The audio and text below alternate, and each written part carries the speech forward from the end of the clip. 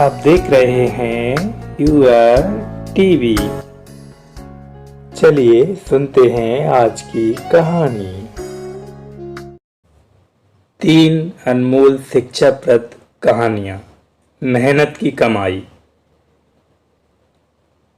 एक बार की बात है, एक धनी पिता ने अपने नालायक बेटे से कहा, आज कुछ अपनी मेहनत से कमा कर लाओ, नहीं तो शाम को खाना नहीं मिलेगा। लड़का बेहद आलसी और कामचोर था। वह अपनी माँ के पास गया और रोने लगा। उसका रोना देखकर माँ व्याकुल हो उठी। उसने अपना बटुआ खोलकर 1 रुपया बेटे को दे दिया। रात को पिता ने बेटे से पूछा, दिन में क्या कमाया? लड़के ने पिता को जेब से रुपये का सिक्का निकालकर दे दिया। पिता ने कहा, जा इसे पड़ोस के कुएं में फेंक कर आ। लड़के ने बड़ी फुर्ती से पिता की आज्ञा पूरी कर दी और सिक्का कुएं में फेंक आया। पिता अनुभवी थे, वह सारा हाल जान गए। उन्होंने लड़के की मां को उसके मायके भिजवा दिया। अगले दिन लड़के को फिर बुलाया और कहा, जाओ आज कुछ कमा कर लाओ, शाम को खाना तभी मिलेगा। लड़का अपनी बहन के पास जाकर रोने लगा। बहन को तरस आ गया। उसने अपनी गुल्लक खोलकर 1 रुपये का सिक्का भाई को दे दिया। पिता द्वारा रात को पूछे जाने पर कि दिन में क्या कमाया, उसने जेब से रुपया निकालकर दिखा दिया। पिता ने कहा, इसे भी कुएं में डालाओ। लड़का पहले की तरह ही जल्दी से गया और सिक्के को कुएं में फेंक आया। अनुभवी पिता जान गए। उन्होंने लड़के की बहन को भी उसका ससुराल भेज दिया और लड़के से मेहनत की कमाई लाने के लिए कहा। लड़का परेशान रहा। उस दिन उसकी परेशानी से कोई नहीं पिघला। वह बाजार में शाम के समय मजदूरी ढूंढने लगा। बहुत प्रयास पर एक सेठ ने भारी बोझ उठाने के लिए कहा। बदले में उसे 4 आने देने को कहा। बोझ से लड़के की कमर लचक गई। पसीने से वह तरबतर हो गया। दुकान पर पहुंचकर सेठ ने चवन्नी दी।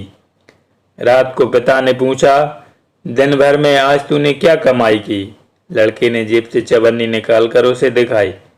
पिता ने कहा, इसे भी कुएं में फेंक दो। लड़के ने गुस्से से उत्तर दिया, मेरी तो कमर लचक गई, आप कहते इस चवन्नी कुएं में फेंक दो। पिता ने लड़के को सीख दी।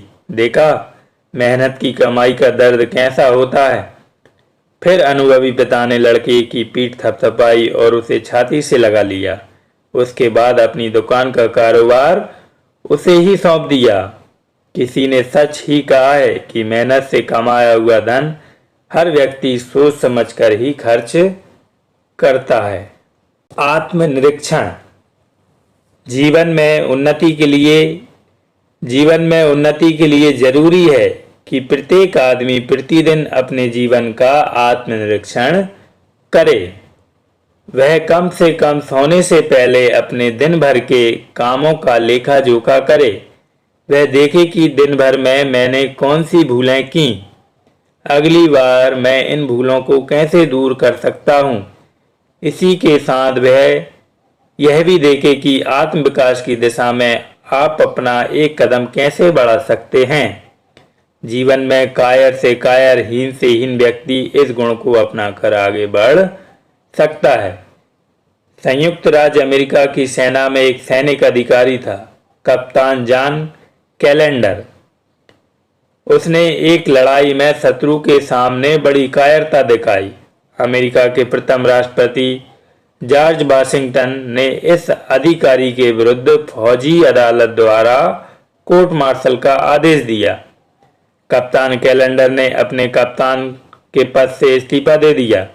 वह फौज से पुनः एक सामान्य सिपाही के रूप में भर्ती हो गया और अगली ही लड़ाई में उसने अपूर्व साहस और वीरता का प्रदर्शन किया।